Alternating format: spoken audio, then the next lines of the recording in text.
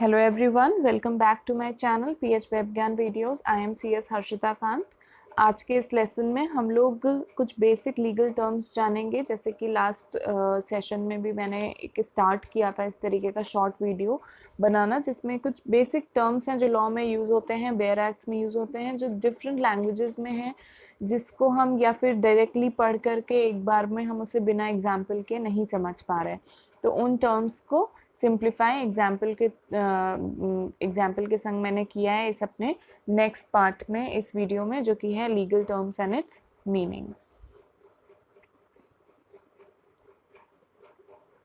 सबसे पहला जो लीगल टर्म है अगर बात की जाए तो वो है कंसेंसस एड इडम. अब ये लीगल टर्म यूज़ कहाँ पर हुआ है, तो अगर बोलूँ मैं तो कॉन्ट्रैक्ट एक्ट है, वहाँ पर ये लीगल टर्म यूज़ किया गया है, जिसमें बोला गया कि अगर कोई भी दो पर्सन आपस में सहमति रखते हैं, आपस में कंसेंट रखते हैं किसी एक पर्टिकुलर चीज़ के लिए, तो उस चीज़ को लेकर के वो एक अग्रीमेंट कर सकते हैं, एक कॉन्ट्रैक्ट कर सकते हैं जो कि बाइंडिंग होगा.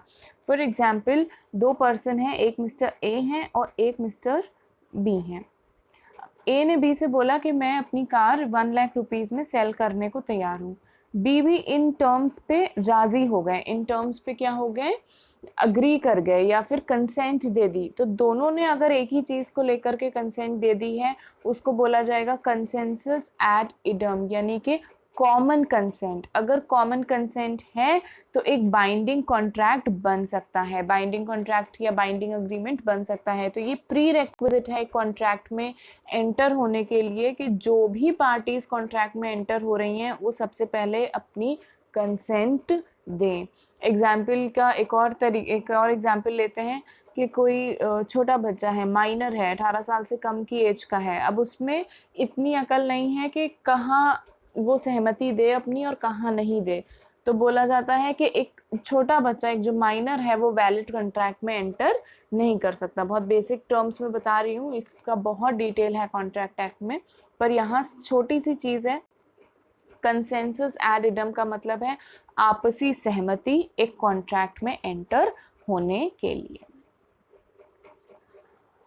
आगे बढ़ते हैं. नेक्स्ट जो हमारा टर्म है जो मैंने यहाँ पर ले रखा है वो है फोर्स मेजोरे. फोर्स मेजोरे यानी कि जो हमारे कंट्रोल के बाहर है. एग्जाम्पल अगेन, एक अग्रीमेंट हुआ दो लोगों के बीच में, उसमें एक क्लॉज डाल दिया कि अगर कुछ because of something act of God, अगर कोई चीज़ ऐसी है कि एग्जाम्पल के तौर पे भूकंप आ गया मान लीजिए कहीं पे और बिल्डिंग गिर गई, उसी बिल्डिंग को बेचने का जो है हम लोग कॉन्ट्रैक्ट कर रहे थे, लेकिन क्योंकि वो बिल्डिंग गिर गई, हमारी वजह से गिरी क्या, दोनों पार्टीज की वजह से गिरी? Answer is no. वो क्यों गिरी?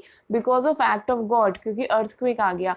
तो ऐसे जो टर्म्स होते हैं, ऐसी जो कंडीशंस होती हैं, सरकमस्टेंसेस होते हैं, उनको फोर्स मेजोरे कहते हैं, जिसका साधारण सा मीनिंग मैंने यहाँ दे रखा है, सरकमस्टेंसेस जो एक इंसान के कंट्रोल के बाहर हैं, बियॉन्ड हैं, जिसको हम पार्टीज चाह करके भी कंट्रोल नहीं कर सकती हैं.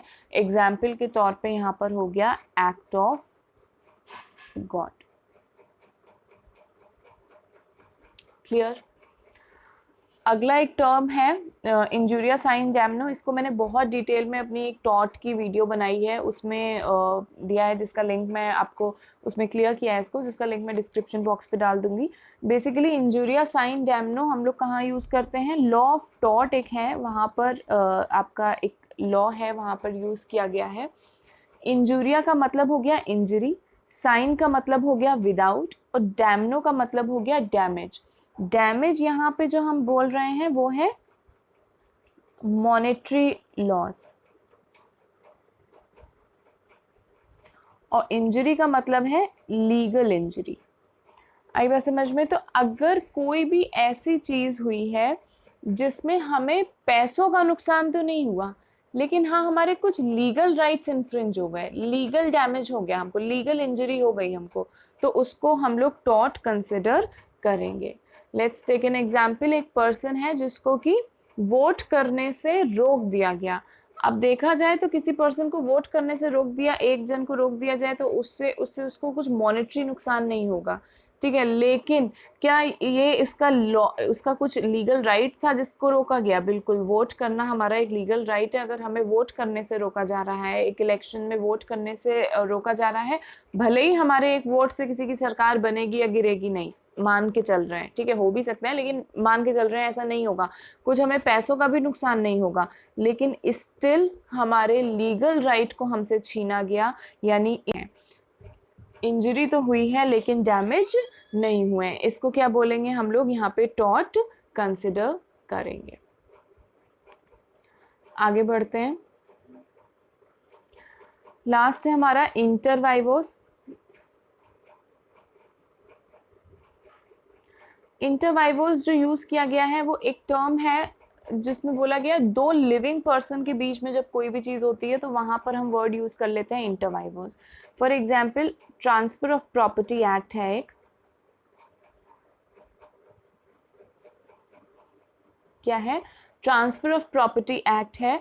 जब दो लिविंग पर्सन के बीच में कुछ ट्रांसफर हो रहा है, वो कहाँ से गवर्न होता है? कौन से एक्ट से गवर्न होता है? ट्रांसफर हो रहा है मतलब कोई प्रॉपर्टी ट्रांसफर हो रही है, मूवेबल प्रॉपर्टी ट्रांसफर हो रही है, लैंड ट्रांसफर हो रही है, वो चीज़ कहाँ गवर्न होती है? हमारी ट्रांसफर ऑफ प्रॉपर्टी एक्ट में कवर होती है। यहाँ पर हम बात कर रहे हैं दो जीवित इंसान, दो लिविंग पर्सन, इंटर वाइवोस ट्रांसफर जिसको बोला जाता है। विल के थ्रू भी प्रॉपर्टी ट्रांसफर होती है, लेकिन कब होती है? जब एक पर्सन की डेथ हो जाए तब विल के थ्रू ट्रांसफर होता है, वो चीज यहाँ हम कवर नहीं कर रहे। इंटर वाइवोस का मतलब क्या हो गया? दो लिविंग पर्सन के बीच में कोई भी चीज हो, एग्जाम्पल लिया है मैंने ट्रांसफर ऑफ प्रॉपर्टी का, कुछ भी हो सकता है। I hope this thing is clear. अगर ऐसी शॉर्ट वीडियोस आपको पसंद आए तो आप उसको लाइक करिए, अपने फ्रेंड्स के संग शेयर कर सकते हैं।